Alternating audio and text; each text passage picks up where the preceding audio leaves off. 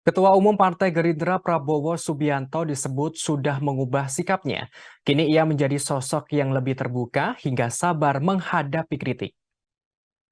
Dikutip dari Kompas.com pada Sabtu 1 Juli, Direktur Eksekutif Trias Politika Strategis Agung Baskoro memberikan penjelasan.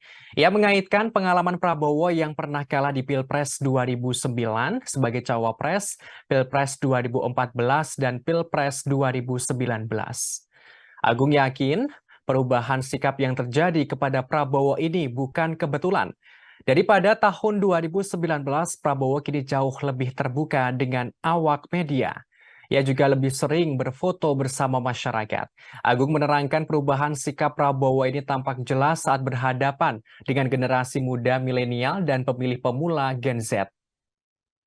Agung menjelaskan Prabowo kini menjadi sosok yang lebih terbuka, sabar, dan bijaksana. Selain itu, Prabowo juga bijak dalam merespons setiap pertanyaan, kritik, hingga sindiran dari publik. Lantas ia menghubungkan pengalaman Prabowo yang pernah kalah di Pilpres sebanyak 3 kali, yakni Pilpres 2009 sebagai cawapres, Pilpres 2014, dan Pilpres 2019. Agung menilai Prabowo bisa 3 kali kalah berturut-turut karena gagal merangkul anak muda. Menurutnya, pemilih pemula dan muda pada Pilpres 2024 akan menjadi kelompok demografi mayoritas. Hal ini karena jumlahnya mencapai lebih kurang 60%. Sehingga dikatakan apabila Prabowo tidak hati-hati dalam mengelola kelompok pemilih ini, maka bisa berujung pada kekalahan lagi pada Pilpres 2024. Sementara kelompok influencer dan awak media walaupun bukan pemilih mayoritas, namun keduanya punya pengaruh dalam membentuk opini dan persepsi publik secara efektif. Dengan demikian, menjadi rasional, perubahan sikap Prabowo terjadi.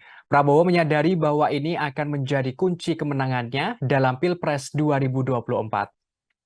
Sementara itu, pengamat politik dari UIN Syarif Hidayatullah Jakarta, Adi Prayitno turut angkat bicara soal perubahan sikap Prabowo. Ia mengatakan Ketua Umum Partai Gerindra Prabowo Subianto sedang melakukan transformasi politik. Hal ini terkait dengan sikapnya yang kini menjadi lebih terbuka.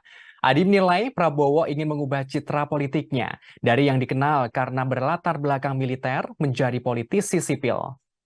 Adi menjelaskan pula, sejak dulu orang-orang melihat Prabowo sebagai sosok yang sulit dijangkau, sulit disentuh, dan terlihat sangat sulit untuk diajak berkomunikasi. Menurut Adi, apa yang Prabowo kini lakukan tidak pernah ia lakukan sebelumnya. Ia meyakini Prabowo secara perlahan ingin mengubah gaya politiknya. Hal tersebut supaya bisa menjadi seperti politisi sipil lainnya. Sebab sejak dulu Prabowo selalu kelihatan begitu kaku dan berjarak dengan kalangan media massa serta media sosial.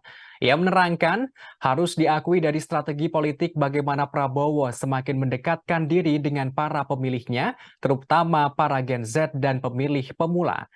Sebagaimana diketahui Gen Z dan pemilih pemula menjadi jumlah pemilih yang cukup signifikan di tahun 2024 mendatang.